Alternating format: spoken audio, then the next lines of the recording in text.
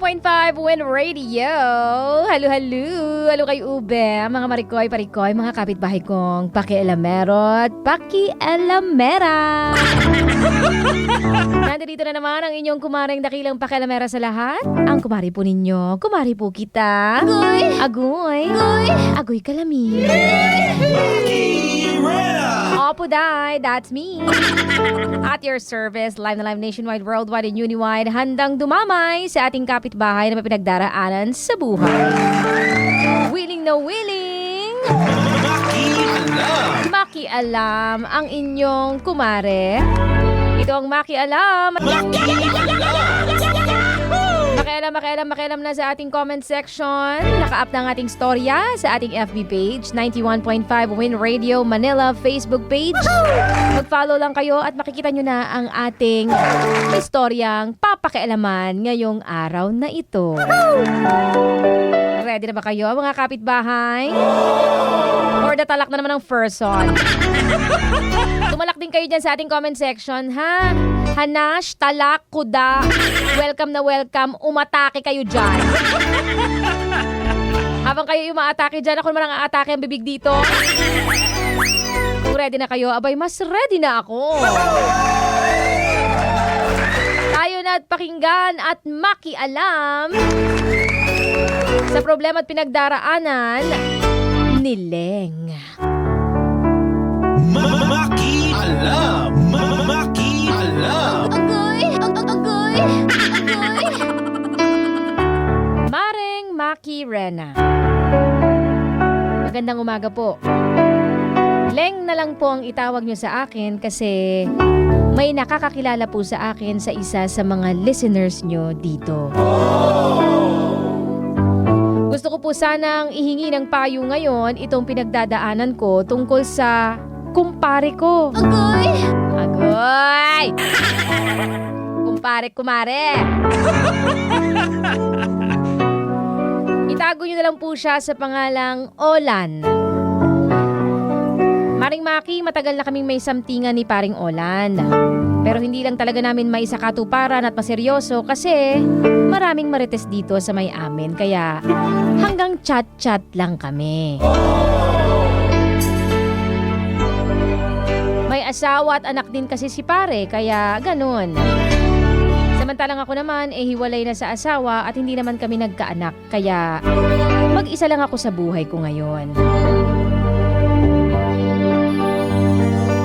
Maring Maki, akala ko talaga malabo na ang may mangyari pa sa aming something ni paring Olan. Kaya hindi ko na siya in-entertain pa. Hanggang sa laking gulat ko isang araw, noong Sabado, nag-chat siya sa akin. At sinabing magkita raw kami sa isang mall dahil may sorpresa daw siya sa akin. Wow! Birthday mo ba, Mare? Umayag naman ako makipagkita at sumama ako sa kanya, Maring Maki.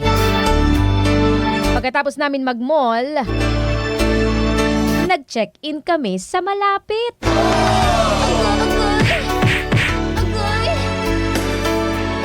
At doon nalasap at nakita ko ang sinasabi niya. Sorpresa.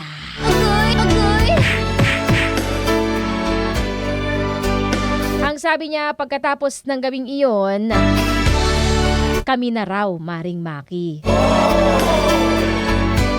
Siyempre, kinilig naman ako. Siyempre, kinilig ako. Kaya pumayag ako at hindi na nagtanong pa tungkol sa kanyang asawa.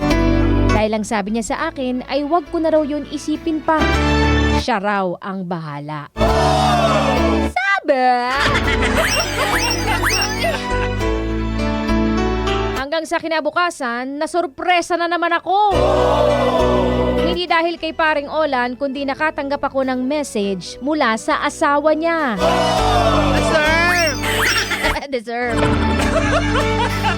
Pinagmumura ko at binabantaan na wag nang makikipagkita muli sa asawa niya. Sir!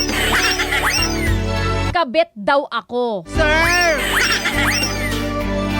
Hindi pa raw sila hiwalay ng asawa niya. Mare, paano na ako? Hindi pa man kami nagsisimula, mukhang matatapos na. Makialam ka naman, Maring Maki. Leng. Maki alam. Maki alam. Ay, naku, Leng. Nagigigil ako. Makukurot. Ay, ano pa bang gusto mong sabihin, kumare? Ano bang gusto mong marinig? Real talk? Real talk pala ang gusto wait. The fact na nag-message sa'yo yung asawa niya, that means sila pa rin talaga hanggang ngayon.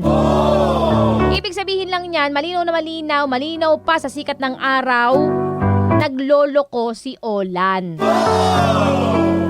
Niloloko lang kayong dalawa ng asawa niya. Ikaw naman tungo-tungo. Naniwala ka kaagad, bumigay ka kaagad. Nadaan ka sa sorpresa. Tigilan mo, Mare, ha? Walang magandang maidudulot sa'yo ang lalaking yan. Gulo lang, oo. Gulo lang ang dulot niyan sa'yo. Gusto mo ba ng gulo? Kung gusto mo ng gulo, sige, tuloy mo yan. Pero kung gusto mo ng tahimik na buhay, huwag kang kumabit. Huwag kang kumabit, Mare. Kabit ka eh. Totoo yan. Kabit ka. Kapag mali, huwag mo ipilit. Masakit. Nakakahanap ka rin naman ng taong para sa'yo, Mare. Huwag yan. Huwag yung pagmamayari ng iba, ano? Yung para sa iba, huwag mong pakikialaman. Kasi wala kang pinagkaiba sa mga magnanakaw niyan. Diba? Kumukuha ng hindi kanila. O wag kang kukuha at titikim ng hindi sa'yo. Tandaan mo yan, Maricoy! Ang masasabi ko lang sa'yo, hindi pa huli para itama ang mali, okay? Piliin mo ang tama para sa tahimik na pamumuhay. Yan lang masasabi ko sa'yo, Mare, ha? Tantanan mo na yan. Hindi mo kinaka-fresh yan. Hindi mo kinaganda yan. Marami pang nakalaan dyan na tao para sa'yo. Pumili ka ng single, kahit pa may anak. Basta walang asawa, walang kinakasama, walang jowa, hindi kumite. Yun pwede. Wala akong masasabi doon. Pero yung ganyan, na nagre-react yung isa, ibig sabihin yan, hindi pwede. Bawal. Bawal tumawid, nakamamatay. Okay, Mare? Maring Leng? Hello, Mare, nandiyan ka pa ba? In-end call na ni Mare. Charing gola. Yun lang matadamay ko sa'yo, Mare, ha? Yan lang matatalak ko sa'yo ngayon. Maraming salamat at pinahintulutan mo kung makialam sa iyong pinagdaraanan sa buhay. Pero it's time para sa ating mga kapitbahay na makialam. Atake na sa ating comment section, mga kapitbahay. Tumalak, humanash, kumuda sa ating kapitbahay na si Leng. Na parang nag-e-enjoy pa kumabit. Kayo rin mga kapitbahay ko, kung gusto nyo rin mapakialaman natin ang inyong problema, willing naman makialam dyan ang inyong kumaring Maki Rena. Mag-PM lang kayo sa ating FB page, 91.5 Win Radio Manila Facebook page, or DJ Maki Rena Facebook page. Message lang kayo ng mga storya ninyo. Pwede rin sa email, djmakirena@gmail.com. At para mapakialaman natin yan, willing akong makialam dyan, Marikoy. Ako pa ba? Gawain natin yan eh. Libangan, gano'n. Charing gola.